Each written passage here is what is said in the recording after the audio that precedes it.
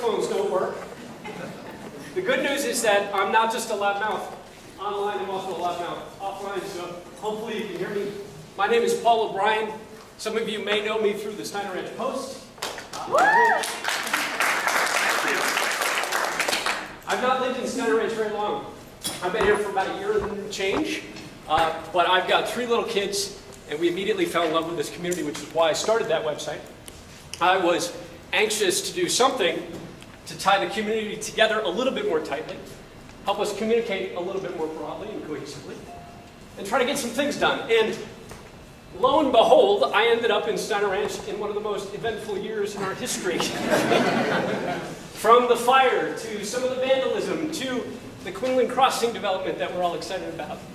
There are a lot of things going on. One of the things that struck me initially was the fact that Steiner Ranch is a neighborhood of 2 different HOAs, a few different organizations, an apartment complex, and a bunch of other neighborhoods surrounding this property. There are a lot of folks in this community who aren't a part of the same organization, a single association.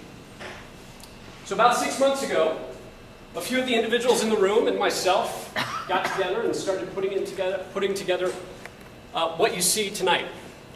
Bylaws, a plan, an agenda, a board, some thoughts on how a board works, the issues that we should cover, the issues that we should think about, and where we go from here. Through the Steiner Ranch Post, I hear just about everything from concerns about annexation, which is certainly something that we can talk about, to what we do about fire and safety and traffic in the future, to what do we do about schools because of all of the apartments that are going to impact this neighborhood in the near future. There are a lot of different issues for us to address. We're not here tonight to discuss those issues, just so we're clear. We're here tonight to do 4 things. We're here tonight to explain what a neighborhood association is and why we're actually setting one up. A lot of folks are not familiar with this. I've received countless questions about why we don't already do this kind of stuff through the HOA. Isn't the HOA sufficient? Are we covered by the HOA? The answer is no, simply. We'll explain why in a positive way. It's not just about what the HOA can and can't do, it's also about what a neighborhood association will and can do for us as a community. We're going to explain a little bit about the foundation of what we've put in place, what this meant to us, what the issues of concern are for us, what we think we should address in the near future. But ultimately, what the association decides to do is determined by the membership. And that's why we're here tonight. We're here to sign folks up. We're here to take your money, frankly. We're here to explain why we need some money to make this thing work. And we're here to elect a board so that the next meeting that we hold will be the formal meeting of the Steiner Ranch Neighborhood Association. And we'll start to tackle some of the issues and concerns that address this neighborhood. Now, I'm going to stop there, other than to point out that the few of us that have been a part of this foundation have these lovely name tags on. If you've got questions throughout the evening, track one of us down. We're happy to talk. I'm going to stop there and turn it over to Brian Thompto. Brian's been effectively the chair or the president or whatever you want to call it here to now of this organization. He's going to walk through the details of what we've put together, explain where we go from here, and get us started. So without further ado, Mr. Thompto. Thank you, Paul.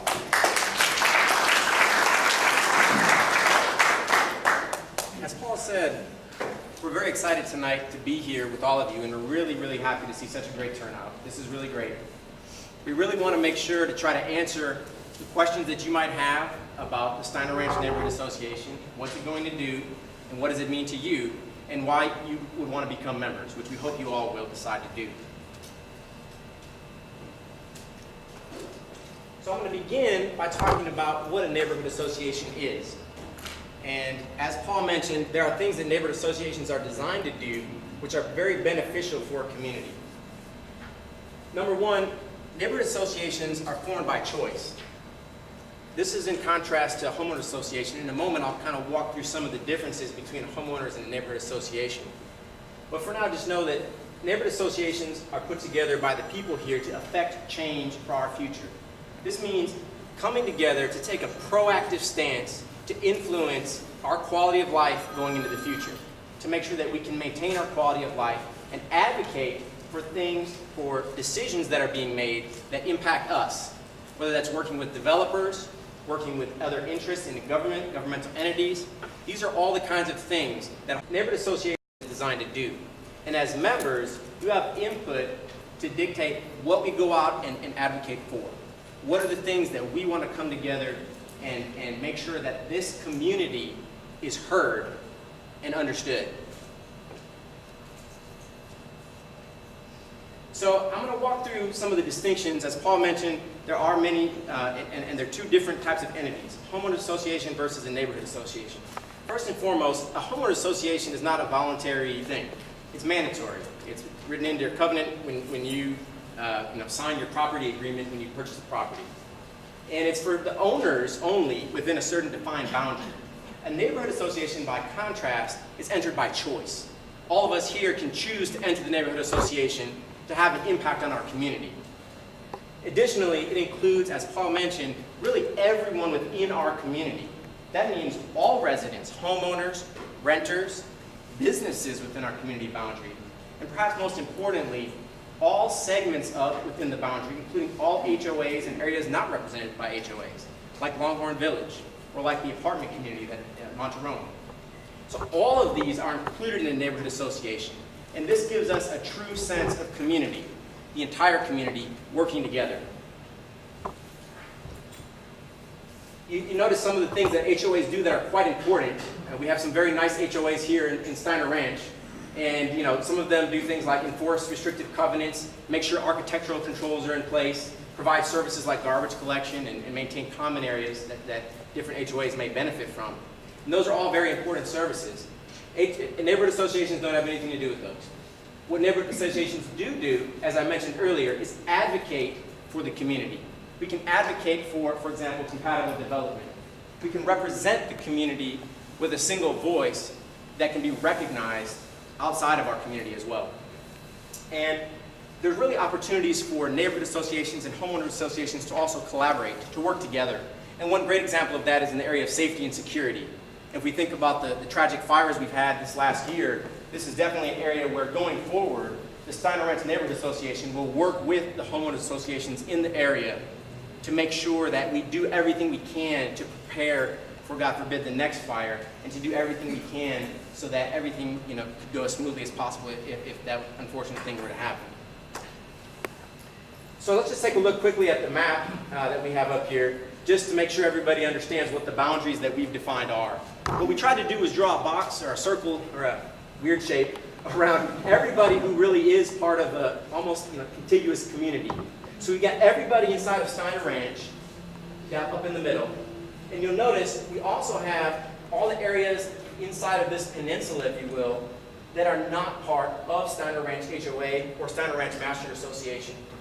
So all these folks down here are included, as are all the folks up here across 620 and in between Lake Travis and 620. So this is quite important. I mean, I was really struck at one of the first meetings that we had. We got together over at Cups and Cones with some of us that were concerned about development in particular. And when we came together, I met Carla George, and she lives across 620. And I, frankly, never even thought about anything other than the folks within Steiner Ranch HOA because I never interfaced with them on a regular basis. We have great activities going on in several of the HOAs that we have in our area, but really, our community extends beyond any given HOA boundary. I also met some nice folks who live down here and outside of the HOA boundaries, and I think this idea of pulling us all together and recognizing that we all share common issues and challenges is quite important. And if you think about the folks that are in Longhorn Village, if you think about the Fairways property that's going in place, both of those, as well as the apartments, are not part of the HOA. So this neighborhood association wraps everybody together who's basically forced to share common issues because we live in such a wonderful location here. So let's talk about the mission, right? What would the Steiner Ranch Neighborhood Association do? And I think the main thing is to really shine a light into the future and lead the way to make sure that our quality of life is maintained going forward. We look at the several issues that we've identified, and as a forming group, as we've had a lot of discussions, we've basically broken it down to three main issues. Safety and security, becoming a recognized voice for the community, and making sure that we have smart growth within our area. So the first one, safety and security, we obviously deal with a lot of challenges in that area, including fires and other things like vandalism, as Paul mentioned. But the key thing here is that if we work together, we can make a difference. If you look at the second item here, having a recognized voice for the area, this really hits home with some of the advantages of having a neighborhood association. There are lots of governmental entities that have powers to enforce development in our area, to restrict development in our area, and that can provide benefits to our community. We have Travis County, we have the City of Austin. And with both of these that we deal with on an everyday basis, we really do need to have a strong voice to represent our community's needs. Travis County controls the roads in our area. We are within the City of Austin's ETJ, so they do have certain rights in terms of dictating development within our area. Additionally, we get a voice with the media. We can represent our community's challenges to local newspapers like the 4 Points News, or to the Austin American Statesman, or to news agencies within the area to communicate our message and get our voice out there for the entire Austin area to hear, and for the authorities to hear and understand as well. And finally, smart growth. I mean, for me, this was really, we had the tragic fires, and when I got a development update back in October that some of us here in the room were at, over at St. Luke's Episcopal Church, from Taylor Morrison, I was really shocked at how much development was left that was still going to occur within our area. And it really is going to be quite critical that the folks who already have a stake in this area, the folks who already live here, can ensure that things that will impact us, that we have a voice in that.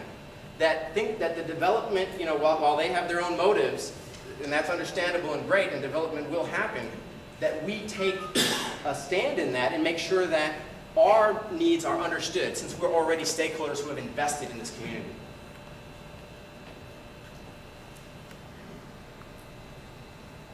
Let's take a look at some of these pictures and think back to the last year.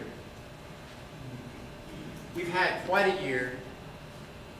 We've dealt with the tragic wildfire that displaced many in our community and was quite scary when you're sitting in a multi-hour evacuation. We've had new development come into the area.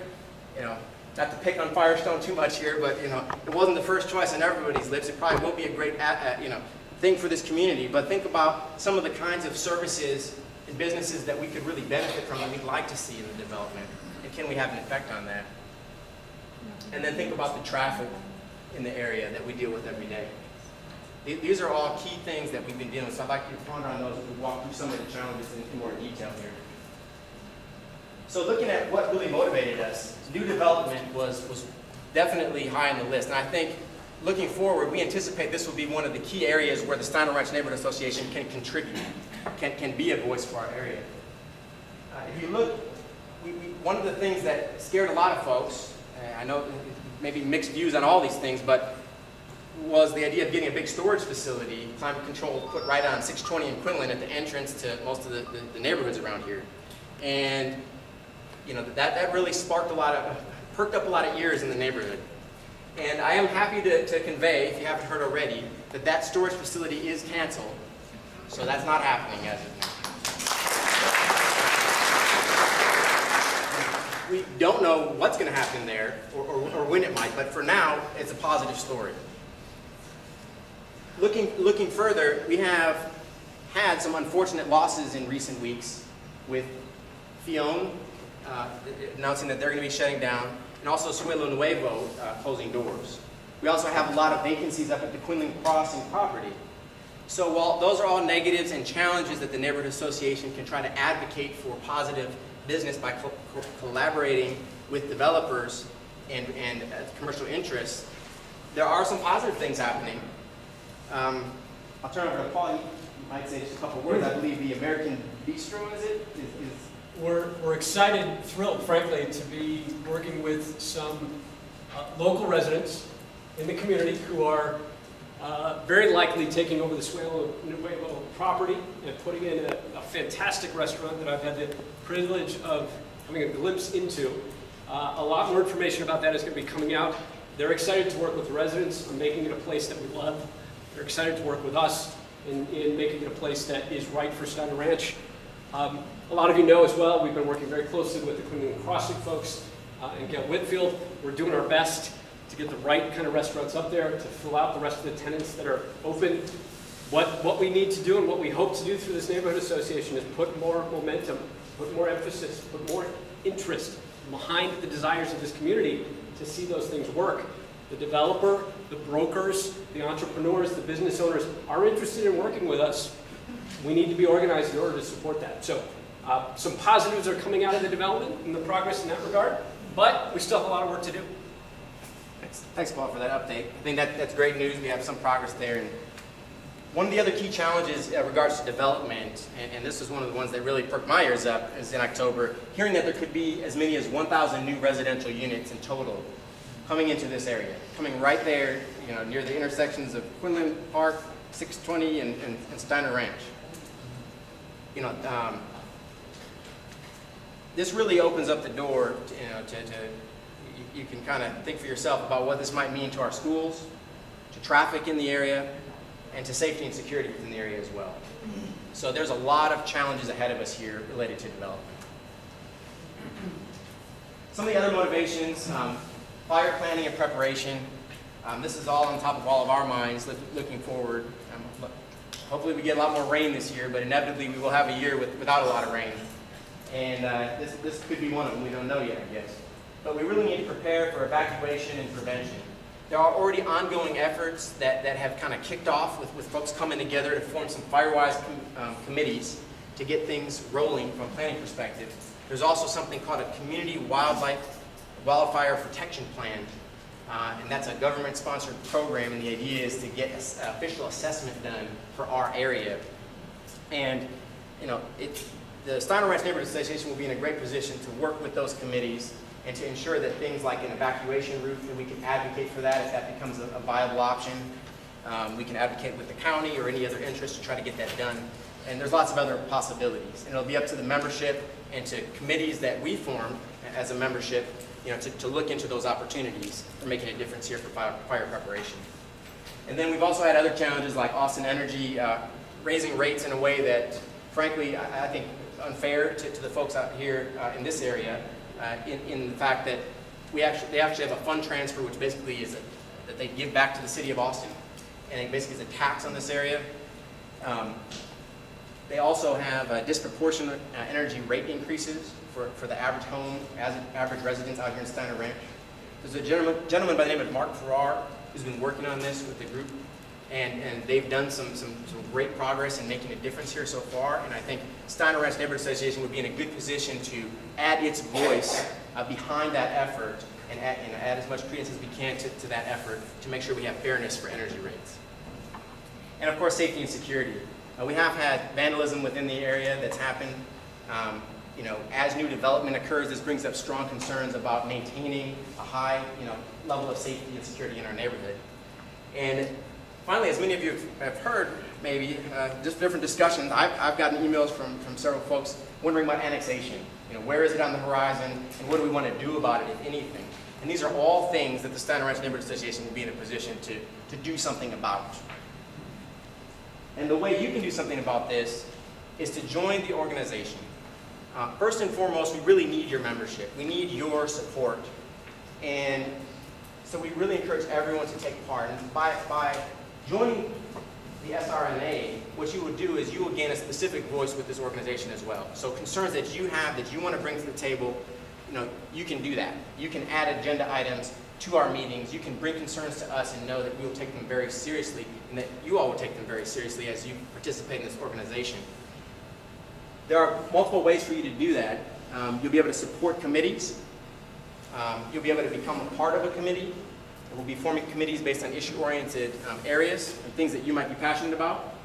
The cost for joining the membership is $50 per household, per residence, or for a business. So that means that if you join and you're a married couple, both of you are members, you get one vote for your household when it comes to voting, but you're both members, you can both serve on committees, for example. And you really get to determine the issues, right? You get to pick the direction this goes and how we deal with issues going forward. There will be regular meetings to facilitate that. We will have at least annual, full membership meetings, but more than likely we'll have more than that. And we'll have regular board meetings where you can come in, you can attend, and you can have your input to what we're doing as an association. We are looking for officers for the association. Nominations are open right now online, and if you feel passionate about this community and about making a difference, we really want your skills, right? We need your, if you got legal skills, financial skills, real estate, communications, technical, please, if you feel passionate about making a difference, think about stepping up and nominating yourself or maybe your spouse, get involved and take on that responsibility of being a board member.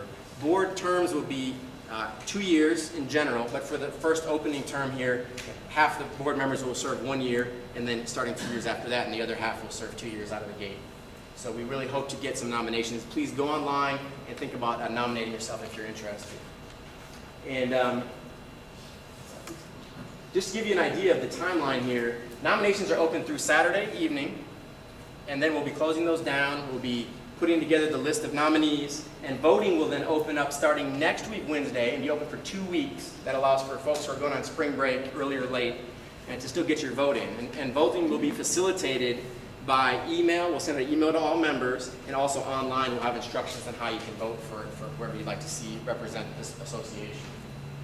And our first membership meeting is basically 1 month from today. It's on Wednesday, March 28th. And members will be encouraged to offer up items for the agenda. Some of the ideas that we had in thinking about what might be covered on the first agenda are things like looking at new development and the association's role in dealing with that, fire planning, prevention and evacuation, and the Austin Energy rate structure. So with that, I hope many of your questions were answered. In a few moments, I'm going to open it up for questions so that we can make sure that they all are. But before we do that, I just wanted to encourage each of you to sign up today, to take part in joining this association and helping to make a difference for the future, for our community, help shape our future, maintain our quality of life. We really appreciate y'all showing up today. And so I wanted to thank you right now for that. So with that, we'll open it up for questions. Or any other? Yes. So for sign-ups, forms are going to be in the back. You want to sign up if you haven't done so already. We've had some folks who've already signed up online. We've got sign-up forms in the back. We've got card readers. We can take your credit card, checks, cash. We're happy to take any of those. Some people filled out forms already, and we can put those in the back, and they can put their payment with it. Great. Okay. Good. Cool. So after questions, if you're ready to sign up, please head to the back, and we'll form some lines across. We've got several tables back there, and we'll try to form a couple lines behind those with payments. Going to be on left or the right? Actually, we'll figure it out. Left. Payments on the left, registration on the right. All right. With that, I'll open up to questions. Yes, sir. What's your potential membership? Potential membership? How many homes? So yes. How many homes in the The neighborhood? question is how many homes in the neighborhood. So Steiner Ranch, as intended to be filled out, alone would have 4,100 homes or so. I don't have specific numbers, but I believe we're approaching 5,000 residences in the whole conglomerate area. How many you gonna have On the board? On the board, we designated every year we have between 5 and 9. So at this point, we had anticipated having either 7 or 9, depending on how many nominations we get. What do the dues go towards? The dues go towards anticipated expenses. So basically, covering communications, covering insurance. We actually had to have liability insurance just to be in this facility. Covering facility rentals, and basically just anything else that comes up that we need to do to be effective as an association. And in order to have a vote, you have to be a paying member. That's correct. Yes, ma'am. Well, this might be a little bit early, but is there any way on possible or future HOA announcements or something to put on there a contribution to the neighborhood association? Because it just seems that 4,000 homes, and while this is an amazing representation for the sectors of the meeting, that it would be great for people that maybe didn't want to come to the meetings, they could at least direct their $50 and know that it's going towards a bigger and greater good. Yeah, so I think right now, folks can sign up, online if they weren't able to make it. So I definitely encourage everyone, if you get back home and you want to talk to your friends and your neighbors and encourage them to sign up, send a link to our site. You can do that. You can do that right now. So that is a possibility. And there's no limit. You don't have to sign up before Saturday. You can sign up at any time, and your membership lasts a whole year from the date you sign up. So it's not where you get within the calendar year or something like that. Does that answer your question?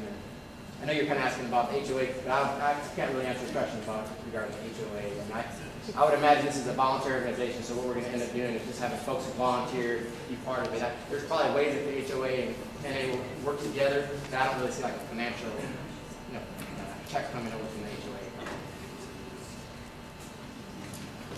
Yes, sir? Yeah, I have one question. I think here we are less than 10% of the whole Steiner branch, and so if at the end you have like less than 50% of membership, my question is, what's the fairness of you taking decision for everybody and you representing, voicing everybody if you are not, if the majority is not part of this association? Right. So I mean, what we'd be representing is the Steiner Ranch Neighborhood Association. It's a voluntary association. Like you say, only the folks who are joining are going to be, effectively represented in those decisions and how we advocate for things. But really, there's no way we can force everyone to join, obviously. So the whole point is that the folks in this community that want to come together to help shape, the future direction of things, that they're more than welcome to join and have that input. We'd love it if we could get everybody to join, but obviously we can't do that. Does that answer your question, or I don't know how to? I think it's not fair But part of it also is right now, we don't have a voice. You don't have a voice. None of us have a voice at all. So we've got to start somewhere. And now, while we don't expect 100% of residents to be involved, we do expect that a lot of people are going to be very interested. But I don't feel comfortable that if I'm not part of the association and you are a minority, you are voicing for me. I'm not, I have no being at all. Let's be clear.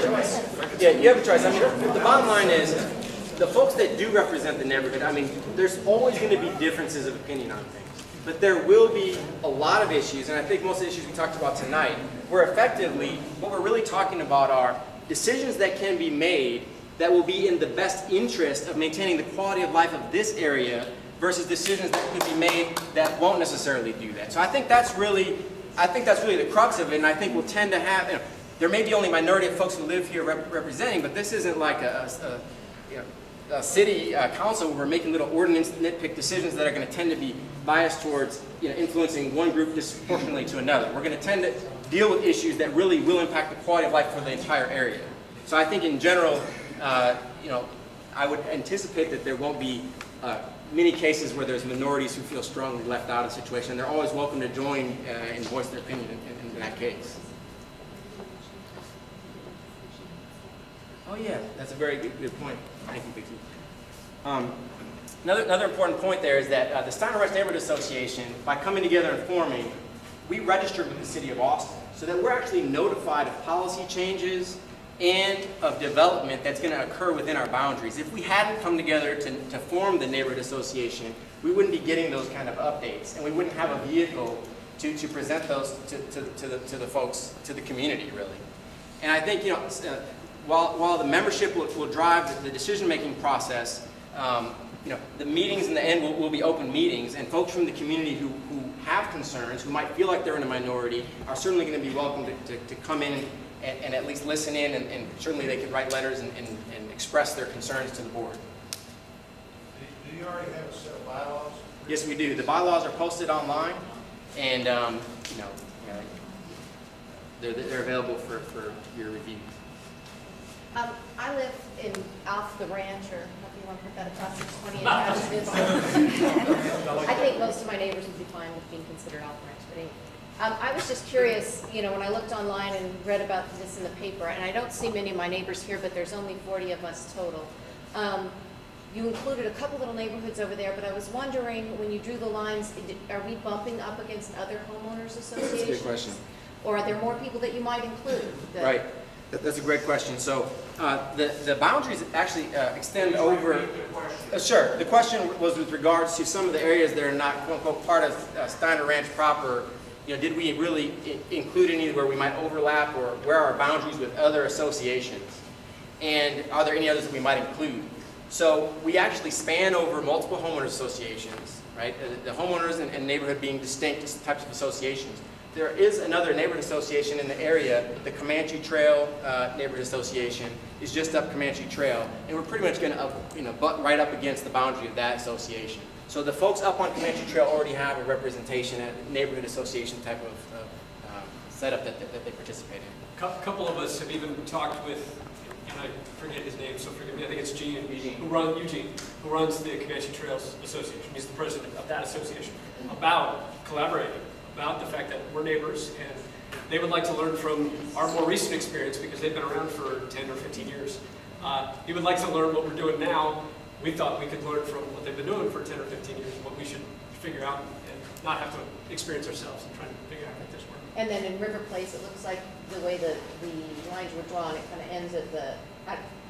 It's kind of before River Place. Yeah. River Place is distinct. And I would definitely, I think, given the geography, River Place will have some challenges which are unique, common to the whole 4 Points area. And I would anticipate that there will be, 4 Points wide challenges that we collaborate with other associations. Do you know if they have a neighborhood association? We actually don't, and surprisingly, neither does Eugene and Comanche Trails. So we're trying to figure that out now. Are they more of a homeowner association? But they do have homeowners associations, okay. but we haven't found. I think they call themselves a community association, so they're kind of spanning the boundaries there.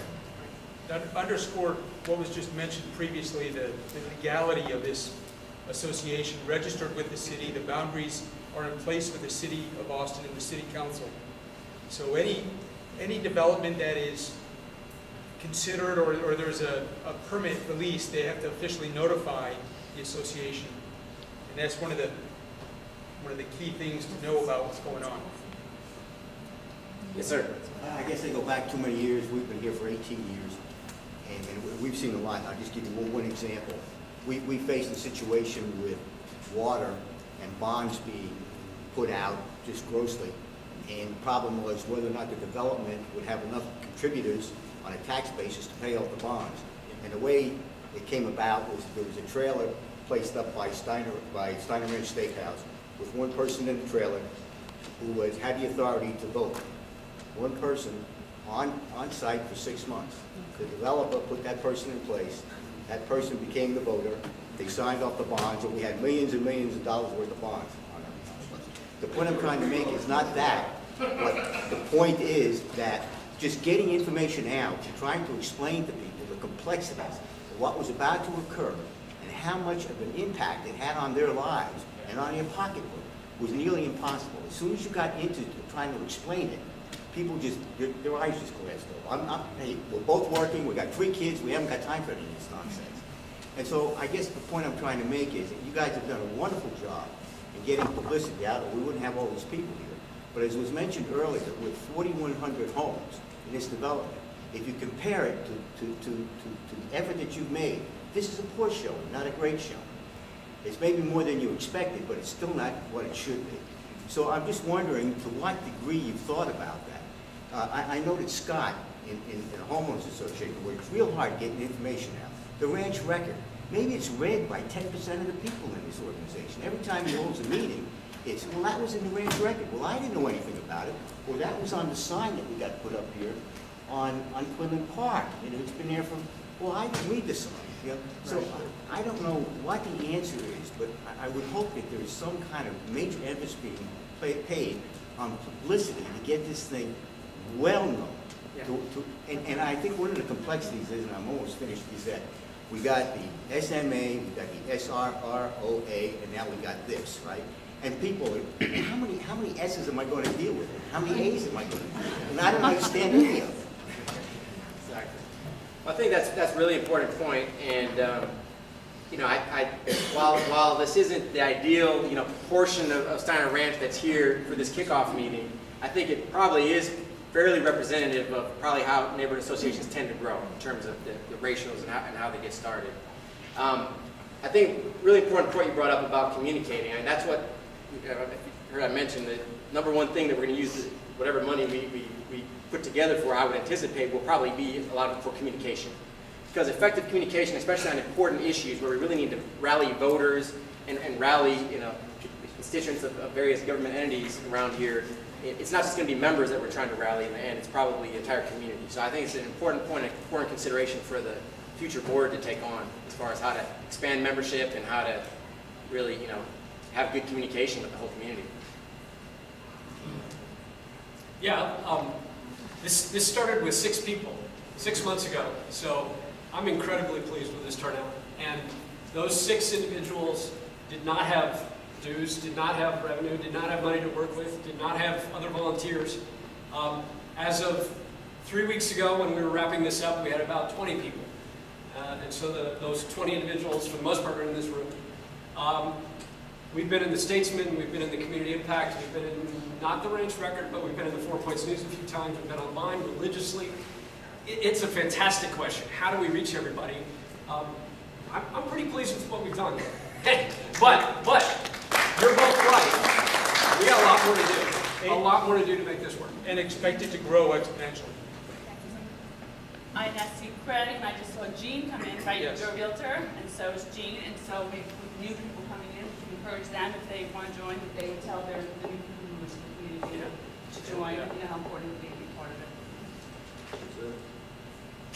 Well, just for a point, I think we're all underestimating what Steiner is, and by the end of the week, Steiner is awesome. So by the end of the week, this is Well spoken. that is just honest. That's what it is. So this, I think, is a fantastic turnout. Everything has to start somewhere. Everybody is very concerned about that development up there. Everything that we do in Steiner starts off this big. Give it a year or two, it's huge. Everybody has the same goals here. We all have same common goals. I do a concert in the park. That's what I do. It started off super, super tiny. It is now Steiner's biggest event with 6,000 people. We can absolutely, Paul was a huge help last year. Paul can use that. That is automatically going to reach 6,000 people. Come on. It's going to grow. Thanks. Are you registered as a nonprofit association? Yeah, so we're a nonprofit organization. The board members, for example, won't be compensated on dependent employees, and obviously everything that we get in terms of revenues will go back into the association and the community benefit. Yes, sir. My name is Ryan Down. I'm running for state representative for the area. I want to talk briefly about the importance of this organization from a governmental level. As active as Steiner is within the community, this area is historically very underrepresented. At the state level, we've never had our own representative from the area. We're hoping I can change that. But at the county and city level, no one stands up for this community. We're not part of the city. We don't get to vote in city elections, or we're subject to the will and the whims of Austin Energy and their decision to excessively tax us. When you're speaking to a governmental entity, their question, when you fill out your form, is what's your name and who do you represent? And so now this entity will be able to go to those meetings and say, I represent the Steiner Ranch Neighborhood Association. And we have however many homeowners have joined. To that question, no, you don't represent everyone. You don't even need to represent a majority.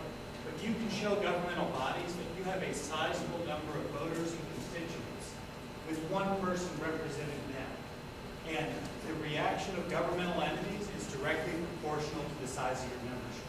So join, get your friends to join, get your neighbors to join, because the more people who are involved, the better, the bigger the voices can be. Thank you. Thank you. Thank you. Yes, sir. Hi, my name is Bill. I'm not running for anything, but I've been here for more than 10 years. I've worked 5 years out in Chaparral. A lot of things came, come and gone, a lot of changes, a lot of organizations, etc. I'd like to ask you folks, you've had a core group for a while, not a long while, but a while. You have bylaws. You've had some issues that you've identified and apparently have already addressed and perhaps taken some positions. What if you'd share some of those with us so far that you've been into? Okay. Well, I think in the end of at the end of this, right, once the board is formed and we have membership in place is really when we'll take, positions. I understand your organization. I also like your organization. answer my question? Yeah, I will, definitely. So, I mean, I think some of the key issues we've talked about, I tried to address in the slides, but I think development was kind of number one. You know, making sure that development that happens is, I'll call it, what I'm calling compatible with our quality of life, meaning that it won't be detrimental to it with regard to whatever it is, school, property values, traffic, you know, safety and security, all of those kind of things. I think that's one of the paramount issues. Being able to work collaboratively and constructively with developers in some of the ways that Paul mentioned, and with entrepreneurs, to make sure that we do have a sizable, you know, force of consumers here, to make sure that we communicate, you know, how we would like to consume their services in our area, working in a constructive way there. Working collaboratively with the HOA and across multiple, you know, groups within the area to address fire preparedness is definitely another one that's significant. Also looking at, you know, making sure that we can advocate if there, as opportunities are identified for additional evacuation routes, for example, for this area, to make sure we can make those happen. So I'm kind of reiterating a lot of what I talked about, so I apologize. Is that along the vein of what you're asking? More specific than those big picture items you've been into and advocated and involved with today. You want to know what kinds of things we've actually advocated for or been involved in? As the new board. As the core group, we've been setting this up for the most part, frankly. We've been to a number of HOA meetings.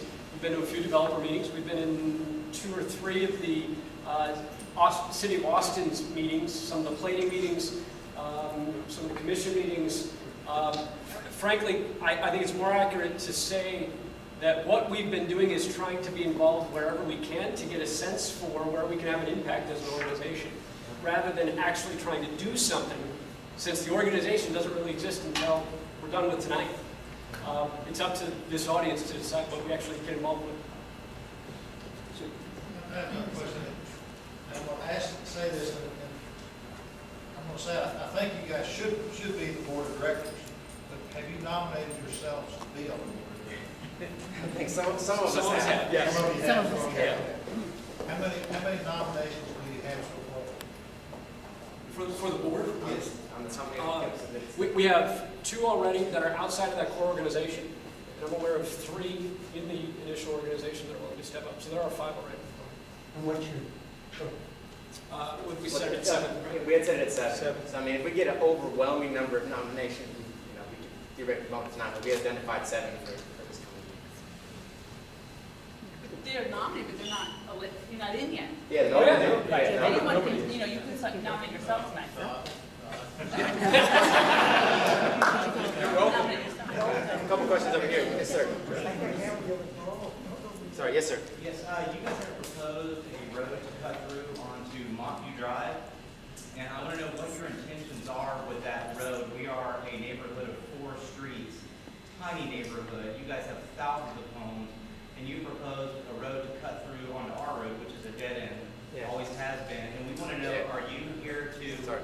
Wait, no. Are you here to have that as a main corridor, a cut through permanently, or are you guys going to have as like a breakaway fence for emergency use only? Okay, good question.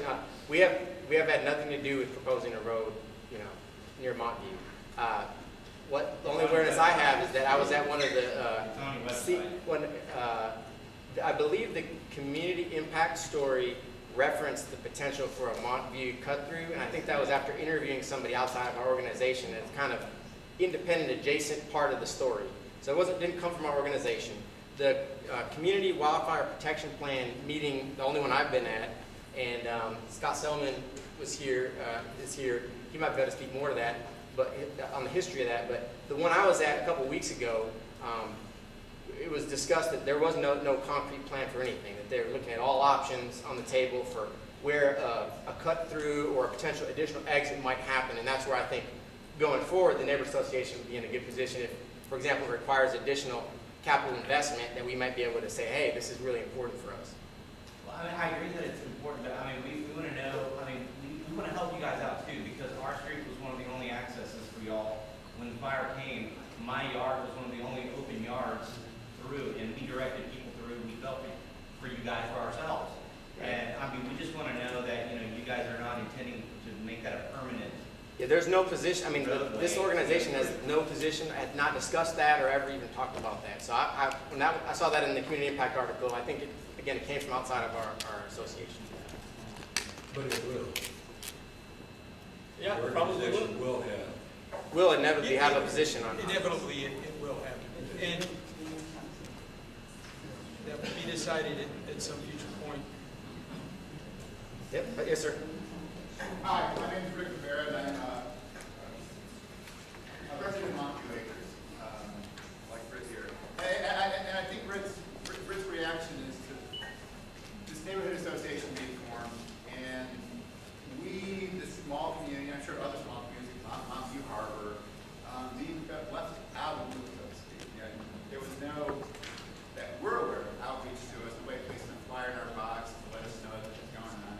And that's past and everything, but what I was hoping for, or what I'm hoping would be taken into consideration in the board makeup, is that you would have representation, specific representation, from the different communities that are affected by the decision that this greater neighborhood association is going to have, which would be a defined place. Like we want to have, in our case, Montague Acres representative on the board. There's a space for that specifically on the board. Montague Harbor specifically on the board. Any other different, I'm sorry, ma'am, I used to hear woman there in the sure what community she's from.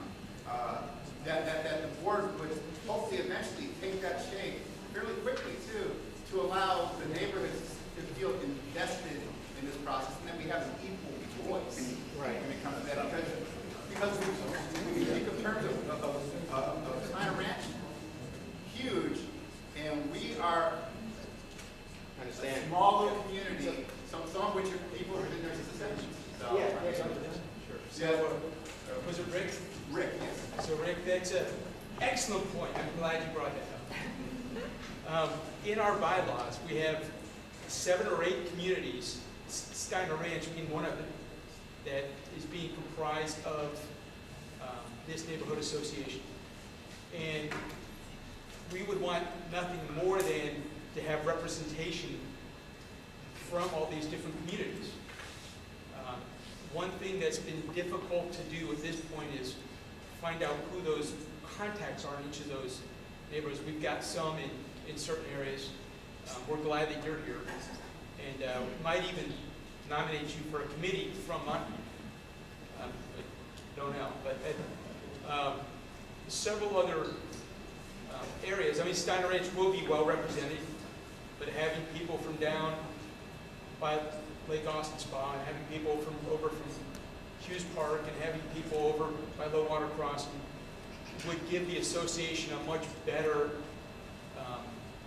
insight and much better representation of the entire boundary. Well said. And just to add to that, in our bylaws, we actually did add, under committees, we actually added that the board should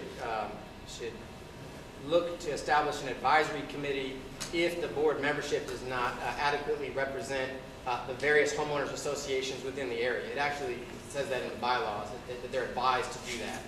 And that way, they have the opportunity to reach out and pull together. So even if the elected folks don't end up representing every community, because someone may not volunteer to run for board membership or may not get elected in any given turnaround, at least the idea was that we did take that into strong consideration and wanted to make sure that the voices from all different segments of the community would be represented in that advisory committee.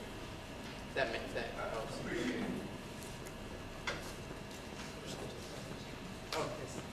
Hi, my name is Elena Thompto, and I'm Brian's wife. But I just wanted to just kind of share a story with you about like how somebody can make a difference. Because Brian, we lived in Wills Branch before, and he actually found out that the tollway over there was coming in, and they were actually going to cut it off before Palmer Lane.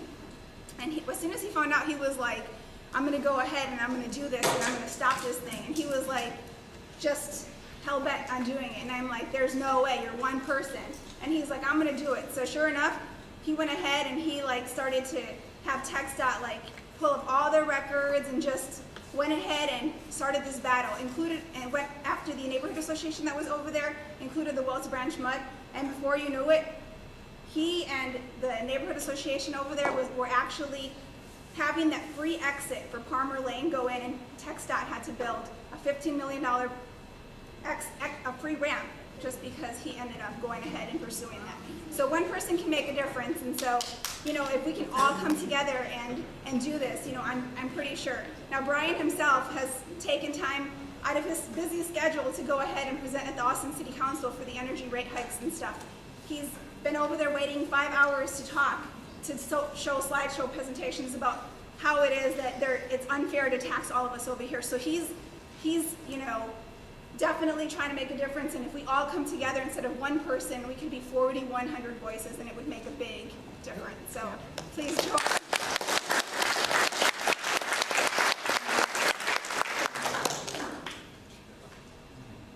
Yes, sir. You mentioned you've been in several meetings with the developer up to this point. How would you categorize the disposition with respect to the formation of this group? Well, okay, so there's a couple of different things. Paul and some other folks have been meeting with the developer from Quinlan Crossing for many months. I can characterize first off the relationship with Taylor Morrison. After the development update at St. Luke's Episcopal back in the end of October, after the meeting, you know, several of us there in the room expressed interest in maintaining a dialogue with Taylor Morrison, and they had opened up that possibility. So we had one meeting with them in December to establish some boundaries. This was just for some folks who had volunteered to do this, just to establish what the expectations were. And the folks that were there, we just conveyed, hey, we want more transparency. We want to talk about, make sure impacts are assessed. And we just kind of set the boundaries. I think we had one other meeting after that, and at that meeting, the gentleman who was running things from Taylor Morrison's side had found out about our organization. And that meeting was actually called, you know, the week that our announcement came out, the organization was in place. And, you know, they gave us information about the 225 apartments that are planned to come in up behind Canyon Glen. For those who haven't heard specifically, I don't think I got into the details during the presentation. They're looking at putting 225 additional apartments behind the Welcome Center, behind Canyon Glen, with an exit through the Welcome Center on Quinlan, with an exit through Canyon Glen. And you can imagine, you know, challenges for traffic and impact on the particular communities over there. So that was conveyed to us along with some other development updates. That meeting happened after they found out about our formation. We have another meeting scheduled for a few weeks from now, and I think we talked about with the developer transitioning over to having representation from the neighborhood association take place, you know, come into that meeting instead of like several of us that were already doing it. I don't know. And it's going to be the same exit with 225 apartments, the same exit? Yeah, an exit through Canyon Glen, which effectively, you know, exits onto Quinlan, and an exit near the Welcome Center, you know, exiting onto Quinlan. So, yeah. The same exit where it's already hard to turn left out of. Yeah. Yeah, so I don't know if Paul want to say anything about the relationship with the other developers. Yeah, if that helps. You know, the bottom line is the developers are businesses, and they make decisions as such. And we need to learn how to work within those expectations that they have and those bottom lines to which they look. My work with Quinlan Crossing has been a reflection of that. They're very interested and very open to support and information and insight to what we want, but at the end of the day, they're going to do what reflects in their best interest. And the city, as Ryan reflected, the city's a bureaucracy. It's political. There's a process. They don't care if we're there to make a stink if we're out of order. But they do listen to a body of representation and the size of a representation. So, you know, in both cases, what struck me and I think what struck us is the fact that the way to affect change is with an audience. It's with representation of the neighbors, the residents here who need to solidify, who need to organize, who need to have a singular voice so that it's clear to the developer that, you know, between two choices, the majority of this community is opposed to this choice. It might be in your best interest to go with that choice instead. And so we're anxious to start having those conversations with folks. Okay. Yes, sir. I appreciate your passion for and I don't get me wrong, I appreciate everything that you're doing. And my friend Brian Clifton, he knows that I'm not Snow White for being politically correct. I'm not. And so I just have to say, is any of you an attorney specialized on real estate? Any of you? No. Okay. On what is done there on the apartments and everything, you know, legally I don't think we can do much to change if they're gonna build it or not. And a second thing that I want to tell you, for what the way you are telling me that you're going to promote and grow the association and all that. I've worked on advertising for television, radio, and newspaper, and I think one of the approaches that I didn't heard for you is the new media, social media, and during the fires it wasn't the television, it was the newspaper or the radio that did anything. It was Facebook, it was the new media. So I didn't heard anything about you guys that you're going to promote that way, and I think one way, it's actually the best way to grow your organization, and also to, if there is a problem, it's not only Steiner Ranch, and it's not going to Congress, and I've been at meetings there, and yeah, it's political. You know somebody there, and they open the door.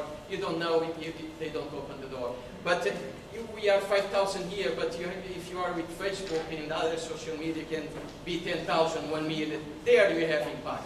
Otherwise, we won't have any impact.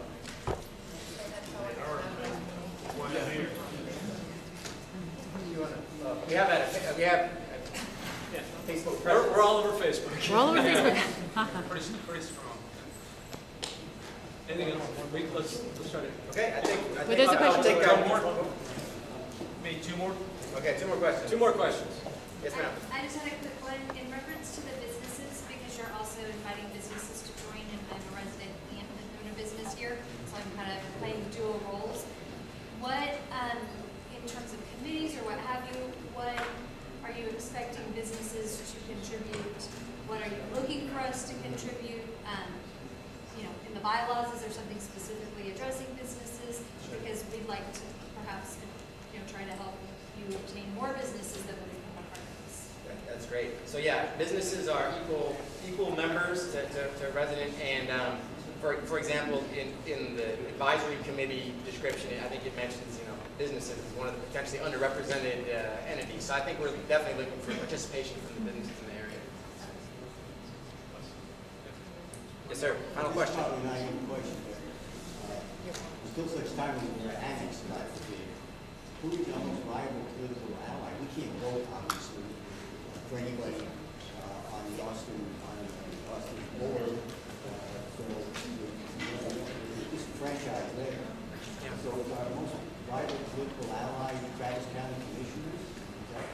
Well, we certainly are represented by Commissioner Eckhart. Certainly does represent our precinct, so she would hopefully be a partner in some of the challenges we'll face. Does the Commissioner's office have sway with respect to some of the issues you're talking about? Well, the county as a whole does certainly have a part of the development approval process, including, for example, traffic analysis. So, I think we'll definitely be interfacing with the county as an entity and the Commissioner's office as well.